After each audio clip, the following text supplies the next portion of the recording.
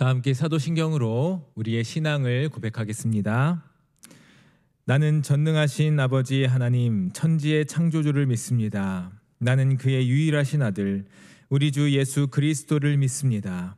그는 성령으로 잉태되어 동정녀 마리아에게서 나시고 본디오 빌라도에게 고난을 받아 십자가에 못 박혀 죽으시고 장사된 지 사흘 만에 죽은 자 가운데서 다시 살아나셨으며 하늘에 오르시어 전능하신 아버지 하나님 우편에 앉아 계시다가 거기로부터 살아있는 자와 죽은 자를 심판하러 오십니다.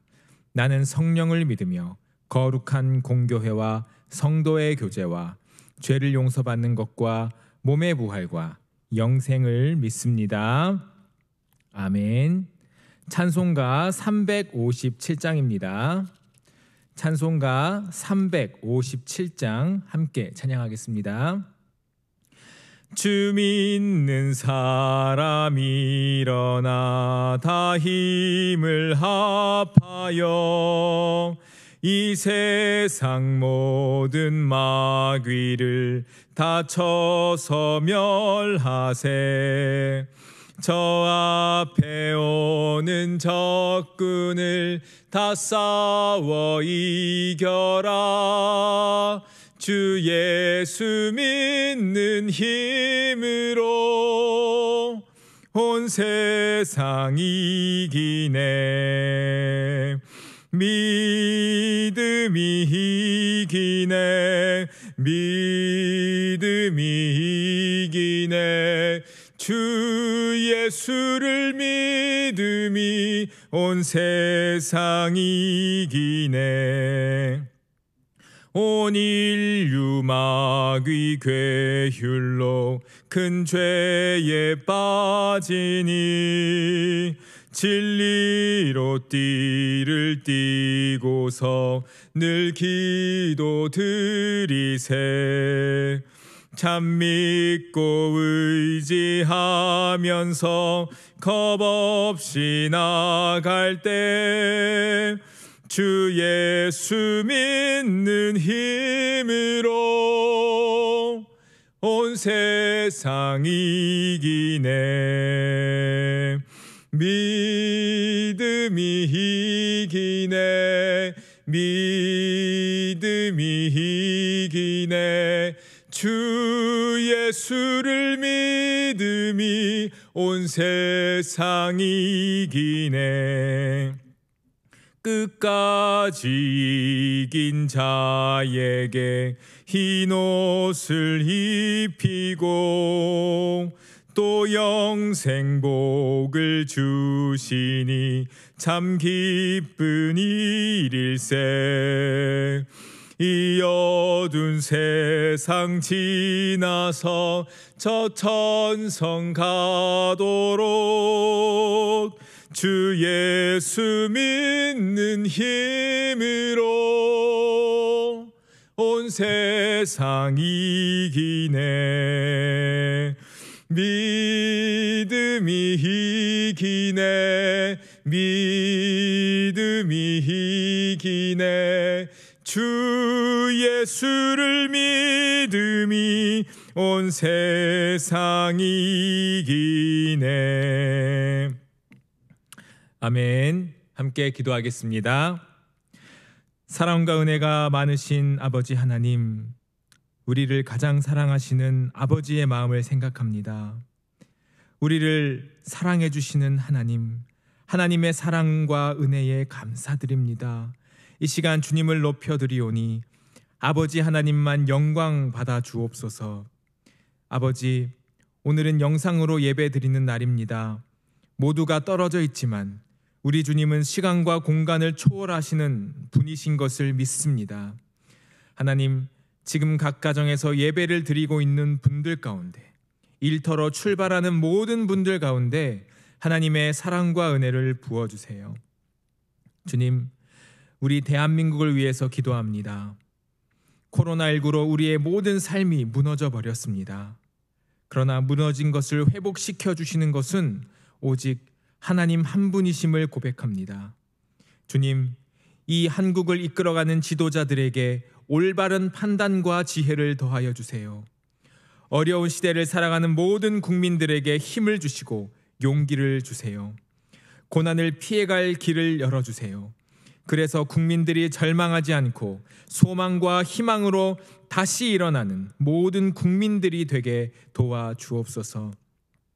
주님, 우리 한국교회를 위하여 기도합니다. 한국교회는 대사회 신뢰를 잃어버린 지 오래되었습니다. 다른 누구의 탓도 아닙니다. 이것은 나의 탓이요 우리의 탓임을 고백합니다. 한국교회를 위해 기도하지 못했고 한국교회를 위해 마음을 찢지 못했습니다. 주님, 기도하지 않는 죄를 범하지 않도록 우리에게 기도의 영을 부어주세요. 한국교회가 하나님 앞에 거룩하고 순결한 신부되어서 마지막 날에 하나님께 큰 칭찬받는 교회들이 되게 하여 주십시오. 주님, 우리 새노래 명성교회 위에 기도합니다. 가장 먼저 우리 담임 목사님 위해서 기도합니다. 주님께서 많은 영혼들 우리 목사님께 맡겨주셨는데 목사님 지치지 않도록 영육간의 강건함 더하여 주시고 말씀에 샘이 마르지 않게 하시고 영력을 더하여 주셔서 맡겨주신 사역 잘 감당할 수 있도록 도와주세요. 우리 모든 교육자님들과 직원분들에게도 동일한 은혜 주세요. 우리 교회가 2020 말동무를 통해서 말씀을 가까이 하는 시간을 가지고 있습니다. 주님, 말씀으로 우리 성도님들의 삶이 회복되는 귀한 역사가 일어나게 하여 주시고 말씀을 깊이 경험하고 말씀대로 살아가는 믿음의 성도님들 되도록 도와주옵소서. 병으로 힘들어하시는 모든 분들과 함께 하여 주시고 그 마음 위로하시며 병을 치료하여 주십시오. 우리와 함께 하시는 하나님을 찬양합니다. 주님 사랑합니다. 예수님의 이름으로 기도합니다. 아멘. 오늘 우리에게 주시는 하나님의 말씀은 학개서 1장 1절에서 5절의 말씀입니다. 제가 가진 구약 성경 1310쪽에 있습니다. 학개서 1장 1절에서 5절의 말씀을 제가 봉독하겠습니다. 다리오 왕 제2년 여섯째 달 곧 그 달 초하루에 여호와의 말씀이 선지자 학개로 말미암아 스알디엘의 아들 유다의 총독 스룹바벨과 여호사닥의 아들 대제사장 여호수아에게 임하니라. 이르시되 만군의 여호와가 이같이 말하여 이르노라. 이 백성이 말하기를 여호와의 전을 건축할 시기가 이르지 아니하였다 하느니라. 여호와의 말씀이 선지자 학개에 임하여 이르시되 이 성전이 황폐하였거늘 너희가 이때에 판벽한 집에 거주하는 것이 옳으냐. 그러므로 이제 만군의 여호와가 이같이 말하노니 너희는 너희의 행위를 살필지니라. 아멘. 오늘 이 새벽 영상으로 새벽 예배에 참여하시는 모든 분들 가운데 하나님의 사랑과 은혜가 넘치시기를 축복합니다. 오늘은 학개서로 여러분들과 함께 말씀을 나누려고 합니다. 여러분, 학개서는 이 바벨론 포로기 이후에 기록된 성경인데요. 사실 이 학개서만 읽으면 이게 무슨 말씀인가? 이게 무슨 내용인가? 잘 이해가 되지 않는 부분들이 있습니다. 왜냐하면 이 학개서는 에스라 그리고 스가랴 이 성경들과 함께 읽어야 하는 이 책이기 때문입니다. 오늘 말씀 1절에 이렇게 기록되어 있습니다. 다리오 왕 제2년 여섯째 달 곧 그 달 초하루에 여호와의 말씀이 선지자 학개로 말미암아 스알디엘의 아들 유다 총독 스룹바벨과 여호사닥의 아들 대제사장 여호수아에게 임하니라. 이르시되. 이 학개서는요 총독 스룹바벨 그리고 대제사장 여호수아를 향해서 기록된 말씀입니다. 근데 더 나아가서 포로 생활을 하다가 유대로 돌아온 이스라엘 백성들을 향해서 선포하시는 말씀이기도 합니다. 이 학개서를 이해하기 위해서는요 조금 더 시대를 거슬러 올라가야 합니다. 여러분, 기원전 721년에 아주 큰 사건이 있었는데요. 북이스라엘이 망해버리는 겁니다. 그로부터 135년 후에 이 남유다가 바벨론에 의해서 멸망당하게 됩니다. 이때 수많은 이 유다의 지도층들이 이 포로로 바벨론에 끌려가게 됩니다. 이 험난한 포로 생활 가운데 아주 희망적인 소식이 들립니다. 페르시아와 바벨론이 이 전쟁으로 싸우는데 페르시아가 이긴 거예요. 그래서 이 페르시아의 왕이었던 고레스가 유다 백성 너희들은 고향 땅으로 돌아가도 좋다, 이렇게 이야기합니다. 그래서 기원전 538년 이 남유다 백성들은 1차로 다시 유대 땅으로 돌아오게 됩니다. 정확히 42,360명이 돌아오게 되는 것이죠. 그들은 돌아와서요, 이제 고향으로 흩어져서 고향 땅에 터전을 잡습니다. 그리고 그들은 터전을 잡은 후에 바로 예루살렘으로 모여요. 무너진 성전 터에 모여서 거기에 제단을 세우고 다시 하나님께 예배를 드리기 시작합니다. 유다 백성들이 가장 먼저 예배를 드렸던 이유가 있습니다. 왜냐하면 이 유다가 망한 이유, 유다가 포로로 모두 끌려가 버린 것은 그들의 조상들이 하나님을 버렸고 또 하나님을 외면했기 때문에 우리는 그렇게 하지 말자, 우리는 믿음으로 살자, 이러한 다짐으로 하나님께 예배를 드린 것입니다. 그래서 유다 땅에 도착한 지 2년이 되어서 본격적으로 성전을 세우기 시작하죠. 그런데요, 이 성전을 세우는 과정 중에 아주 큰 문제에 부딪히게 됩니다. 유다 백성들이 이 성전을 짓는다는 소식이 들리는 거예요. 그리고 그 땅에 살고 있던 대적들이 죽을 힘을 다해서 방해하기 시작합니다. 페르시아 관리들에게 뇌물을 주면서, 그리고 페르시아 왕 이 아하수에로 왕에게 고발장을 써서 계속 공사가 진행되지 않도록 이 공사를, 성전 건축을 막는 것입니다. 1년도 아니고 2년도 아니고 자그만치 16년이라는 세월 동안 이 성전 건축이 지연이 되게 됩니다. 이 오랜 시간이 지나면서 이 이스라엘 백성들의 마음은 어떠했을까요? 오늘 말씀 2절에 유다 백성들의 마음이 나옵니다. 2절입니다. 만군의 여호와가 이같이 말하여 이르노라. 이 백성이 말하기를 여호와 전 건축할 시기가 이르지 아니하였다 하느니라. 유다 백성들은요, 이 16년이라는 시간이 흐르는 동안 나름대로 이성적이고 합리적으로 현실적으로 생각하기 시작합니다. 아, 이렇게 방해가 많은 것 보니까 아직 때가 아닌가 보다.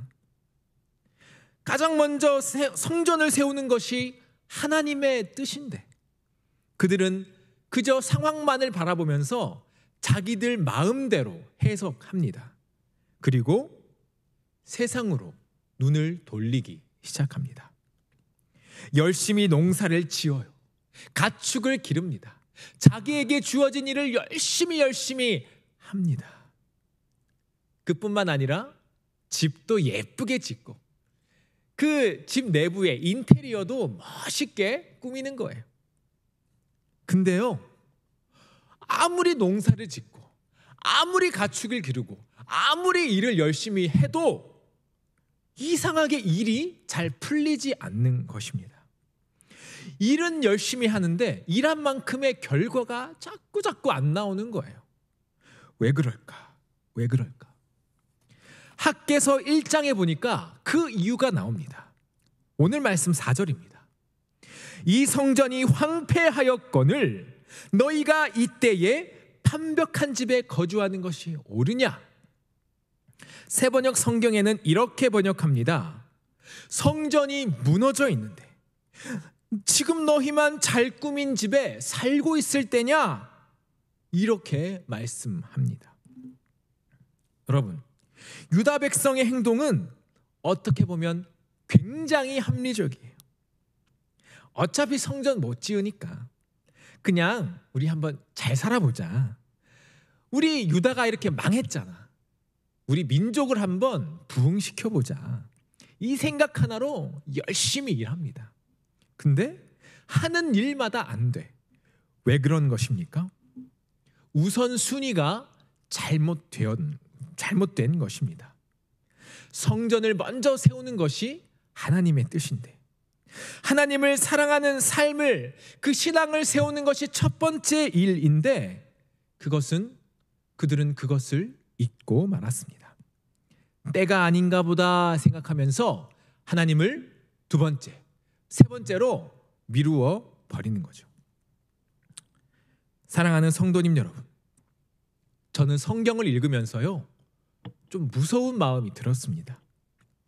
어쩌면 이 모든 일 뒤에는 이 마귀의 큰 그림이 있지 않은가라는 생각을 했습니다. 에베소서 6장 12절에서 바울이 이렇게 말씀하죠. 우리의 씨름은 혈과 육을 상대하는 것이 아니요 통치자들과 권세들과 이 어두움의 세상 주관자들과 하늘에 있는 악의 영들을 상대함이라. 여러분, 이 세상은요, 눈에 보이는 세계입니다. 그러다 보니 우리는 이 세상이 전부인 것처럼 살아가요. 그런데 성경은 무엇이라고 말합니까? 보이지 않는 세계가 있다는 것입니다. 오늘 읽은 이 성경의 이야기들도 마찬가지예요. 이 모든 이야기가 단순한 이스라엘의 역사 같지만 이 뒤에는요, 치열한 영적 전쟁이 있는 것입니다. 여러분, 성전은 단순한 건물이 아닙니다. 성전은 하나님이 임재하시는 장소요, 하나님이 그 백성들과 친밀한 교제로 들어가게 만들어주는 것입니다. 그런데 마귀는 이 하나님과 백성들이 친밀해지는 것을 싫어하죠. 그래서 이 사이를 찢어 놓습니다. 오늘 말씀에 나오는 이 유다 백성들의 대적, 유다 백성들의 원수들은 이 마귀를 상징하는 것입니다. 건축이 계속 지연되니까 사단은 눈을 가립니다. 이스라엘 백성들의, 이 유다 백성들의 영적인 눈을 가리고 보이지 않는 하나님보다 보이는 세상을 더 사랑하게 만드는 것입니다. 그래서 하나님과 멀어지게 하고 하나님의 축복을 받지 못하게 하는 것, 하나님과 영원히 떨어지게 하는 것, 이것이 동서고금을 막론하고 이 마귀의 가장 중요한 전략 중에 하나라는 것입니다. 근데 이것은 오늘날 우리들의 삶도 마찬가지입니다. 하나님이 우리 눈에 보이지 않기 때문에, 믿음이라는 것은 눈에 보이지 않고, 이 믿음이라는 것은 인내해야 하는 것이기 때문에 어쩌면 마귀들은 우리 마음에 이렇게 속삭일지도 모릅니다. 신앙 좋다고 하늘에서 돈이 떨어지니, 밥이 떨어지니, 먹고 사는 게 중요하잖아. 하나님 나중에 믿어도 돼. 응? 일이나 더 열심히 해.